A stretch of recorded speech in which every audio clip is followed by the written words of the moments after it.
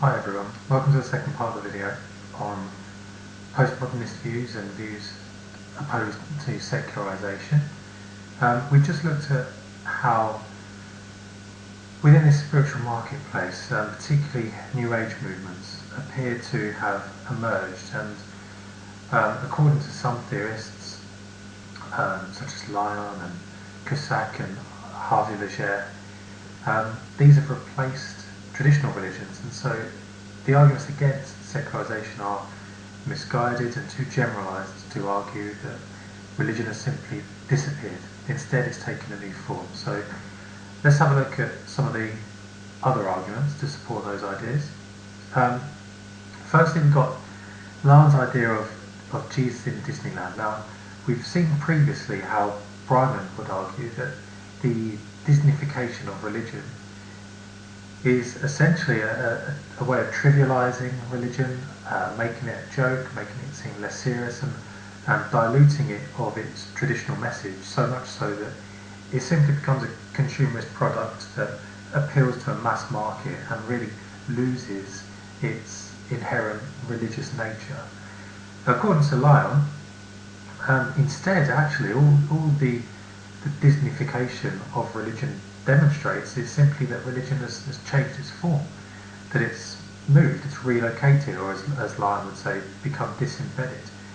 It's simply moved from its traditional location of being in a village on a Sunday, the stereotypical view of a Christian church we may have, for example, and instead we now find religion online. We find religion, as we've seen, through New Age activities, and particularly this emergence of the electronic church and religion online.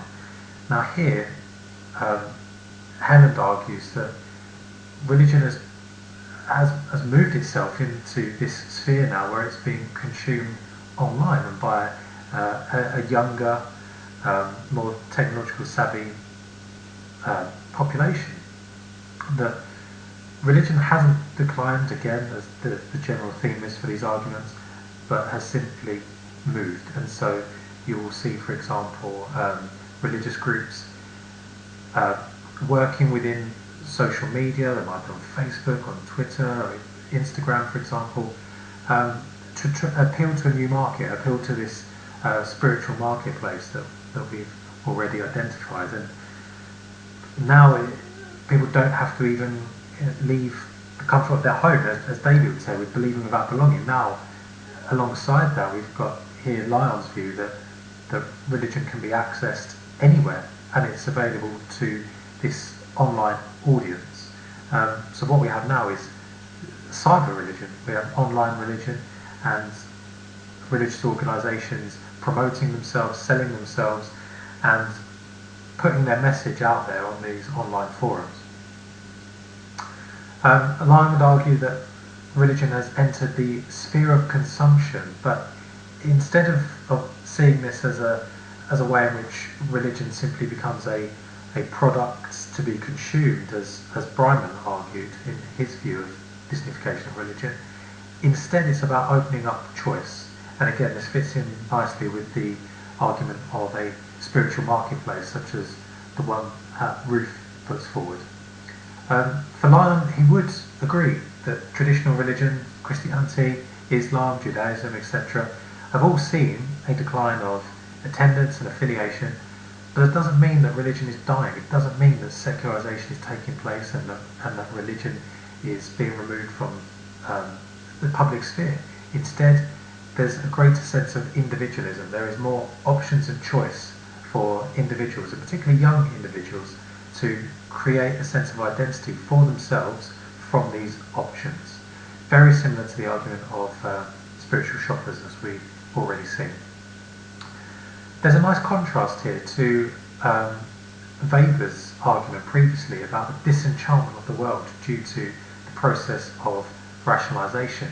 Lyon would argue that with the growth of New Age movements, what we actually see is the re-enchantment of the world. So that's a really nice link for you to make in your essays when talking about Weber's view, to address this with Lyon's argument about the transformative nature of religion, disembedding nature of religion, and actually how the growth of New Age movements, as proposed by the likes of Helis, have taken hold of this religious market, and there are now people subscribing to those because of the greater emphasis on self-spirituality, self-discovery and individualism.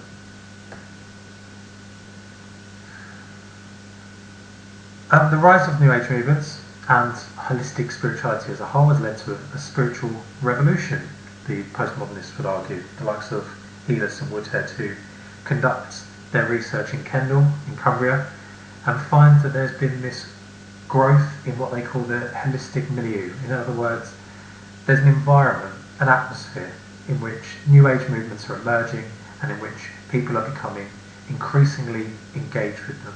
So yes, traditional churches have lost support, but people now are moving towards these New Age movements instead, whereby there's far less commitment. We've already seen previously in our organisation's work that NABAR recognises the commitment of churches and the monopoly of truth that they hold. Well, these are very different. These are opposite to that, in fact. These are based on the individual to choose the way in which they engage with them and for them to seek answers themselves. There's no direct authority being placed upon people, being imposed upon people. Instead, it's about individual choice and discovery of knowledge. However, as always, there's criticisms of this belief.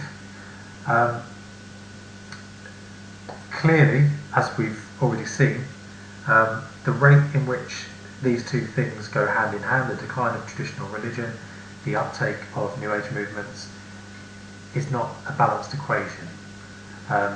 Bruce, again, argues that the commitment is very rare. This is unimportant in people's lives.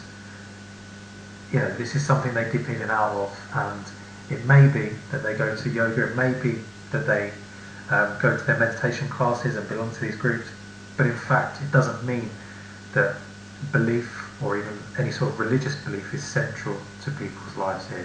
And we go back to the point that Bruce makes earlier in secularisation, that this is simply secularisation from within. Religions are becoming trivialised, they're becoming like a sort of therapy almost. They've lost that religious message and are simply catering to a more secular message for individuals, which arguably the New Age movements are. An alternative theory, moving away from postmodernism for a moment, we've got Stark and Bainbridge's religious market theory here. They argue that secularisation is too Eurocentric, that in fact you can't generalise secularisation theory worldwide. There are places in which, yes, religion will be to a lesser extent important, but that doesn't mean that can be generalised to the whole world.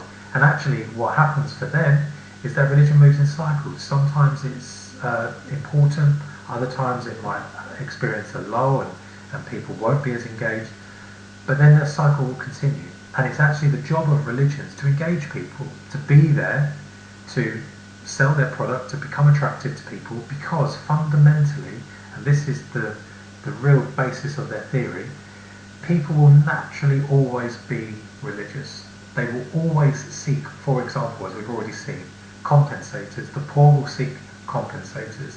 They will seek some sort of reward and compensation for their suffering. Now, all people do that. All people seek rewards and compensators, and so religion must be there to meet those needs. Now, what they argue is that it's the competition between religious groups. The more and more religious groups that emerge, the better. The more the people will become engaged. Now, the likes of Bruce have argued that, or Berger have argued, that religious diversity means the decline of religion as a whole. Well, for Stark and Bainbridge, they would argue quite the opposite. That the more religions there are, the more competition. This drives up standards between each religious group as they compete for the attention of followers. And so the better they get at drawing in those followers, the more people come to them, the more people come through the door. And so actually what you see is participation in religion increases as the competition between religious groups increases, because people will always be attracted to religious groups. It's a quite simple argument, but it's one that flies directly in the face of the likes of Berger's religious diversity theory, and one which is supported by examples. For example, Stark's piece of research here: Japan once dominated by Shintoism, but market was created after World War II, and religions thrived where a diverse market was available. So again, this feeds in nicely to Ruth's idea about the spiritual marketplace. When there are competing ideas and competing movements, there will be more people attracted to them because there is more on offer to cater to individual needs. However, Norris and Inglehart argue that high participation levels can exist in a monopoly-dominated countries, so one where one single religion dominates. For example, in Ireland, and Bruce points to the UK and says, well, actually diversity exists here, but there is still a religious decline. So perhaps religious market theory is only applicable in certain circumstances. Existential security theory, proposed by Norris and Inglehart. Again, quite a nice simple message. The poorest countries are more likely to be religious, the richer countries less likely. And the reason for that is because the amount of security, existential security, that they have available to them. In a poor society, you're more likely to be exposed to disease, famines, natural disasters, etc. And so religion provides a compensator, in the language of Stark and Bainbridge. In richer countries where you don't have those kind of threats, religion isn't required. What matters then is demand for them. Demand is never constant for religion. Some people want it, some don't need it. So we're more likely to see secularisation in richer countries. Now the USA, you could say, well, that's rich, that's highly religious. Well, Norris and Inglehart would argue that actually they have a very, very poor welfare system. And so they don't have much in the way of security in terms of as a response to poverty. And so religion is still required in a place like the USA. However, again, what about the appeal of New Age movements to the rich? What about those client cults? Why is it that New Age movements, client cults, are more likely to be attracting richer groups who can afford to buy into those kind of services and therapies that the New Age offer? Why are churches full of middle classes according to Troeltsch? If we go back to our organisations topic, this theory doesn't really explain that, does it? If we accepted this theory, we'd accept that the rich don't need religion, but Troeltsch has already identified the makeup of churches.